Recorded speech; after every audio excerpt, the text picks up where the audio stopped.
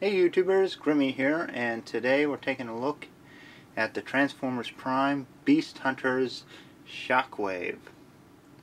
Another character from the show finally gets his figure debut. Shockwave appeared in Season 2 as a flashback story and is now in Season 3 as the creator of the Predacons. But the figure is a very nice sculpt. As you can see, I got him in his tank mode here. Yeah, he does have the beast armor on right now, but that comes off very easily. But before we do get that off, just wanted to note that it actually gives a very tarantulas vibe to the figure. So I'm sure a new head with and being resold as tarantulas, maybe with a new hand, a pincer of some kind, would probably be plausible. But anyway, let's get that armor off.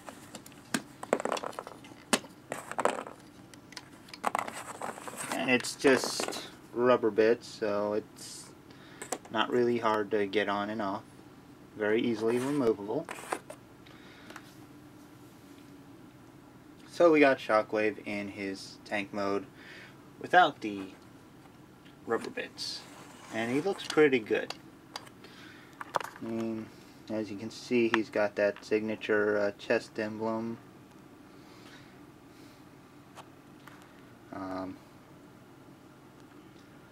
Lots of nice details here. You got the wheels and what would be the feet, and probably not going to be the best vehicle mode, but it's a decent one.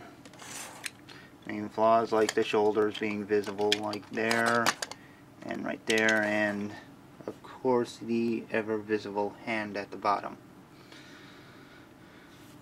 But it's passable, and not a lot of people are going to keep Shockwave in vehicle mode anyway. But he does have an action feature. When you press this,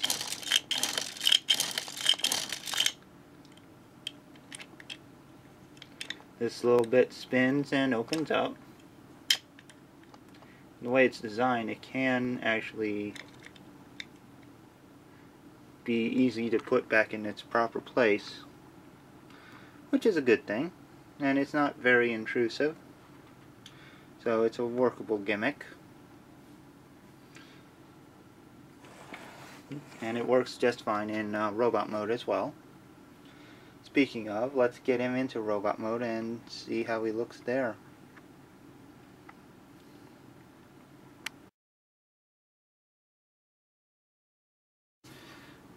Okay, now that we got Shockwave out here in his robot mode, you can see that he's a very impressive figure. Beautiful sculpt. Very show accurate to Transformers Prime. And quite possibly this is going to be the closest we'll get to a classic Shockwave in a long time. Then again, he's been popular this year. Well, within the last couple years at least. I think this is like the third, well, not Cyberverse Shockwave figures we've gotten in the last year. Or maybe two. I'm not sure. I'm keeping... No, 2 years. 2 years. Yeah, that's right. Last year was all Prime. But, yeah. He's definitely a nice figure. But anyway, let's get Shockwave's articulation. As you can see, he has a nice swivel at the neck, swivel at the shoulders, in and out at the shoulders, bicep swivel, hinged elbow.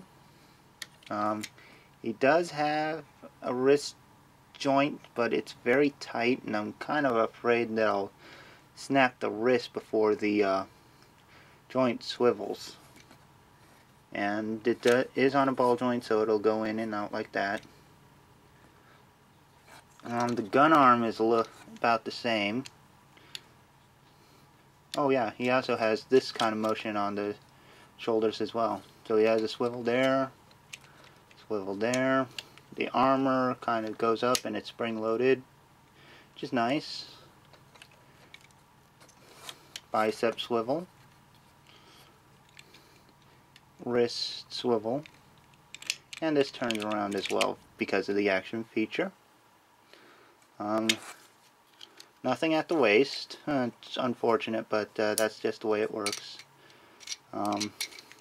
Forward back at the hips. Ratcheted in out. Ratcheted knees. Swivel right below the knee. He has a thigh swivel.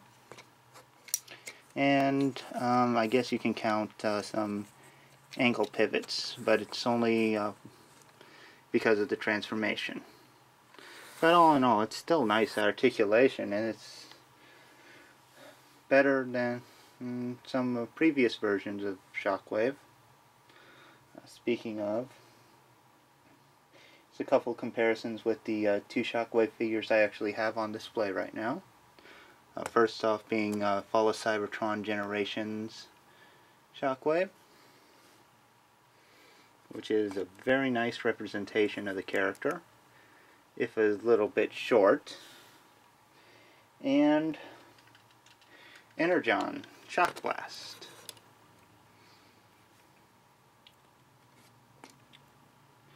who has been my classic Shockwave for a long time now. And as you can see, I'm kind of giving him the Dark of the Moon Shockwave's hose. But yeah. Anyway, and he looks pretty good with these two other versions, and they're the only two I actually got out for display purposes anyway. So that's the best I can really show you. As you can see, he's a lot better articulated than Energon Shock Blast, at least with the gun arm and all that. And he's, unlike Generation Shockwave, meets the height requirement to the Classics figure. But he's Prime, so let's get him in comparison to some Prime figures. And who better than Megatron and Starscream.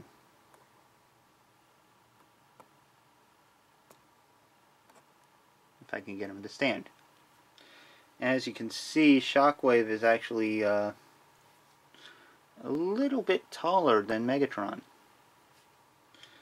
which I guess is forgivable. I mean, I usually think Megatron should be bigger than the rest of them, but Shockwave, he can fit in fine with being a little bit bigger. But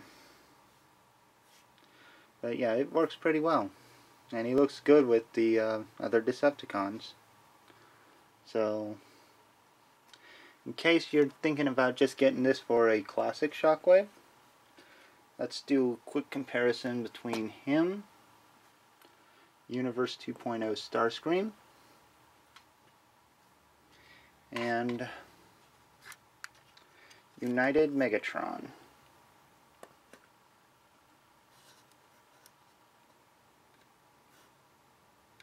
Now, if I can get Megatron to stand, it would be better.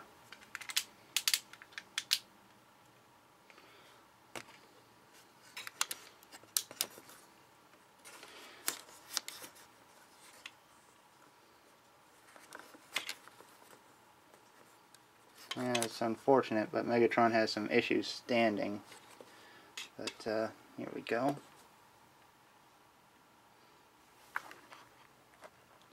And yeah, he looks pretty good with these. So he'll fit in fine with classic setup. At least I think he will. So if you want to use him for your prime shelf, he's good. He's good for your classic shelf. And this is a really good Shockwave figure. Probably one of the best ones we've gotten since G1. At least on the official market. But anyway, I hope you guys have enjoyed this review. And I'll see you around next time. Take care, bye-bye, and have fun.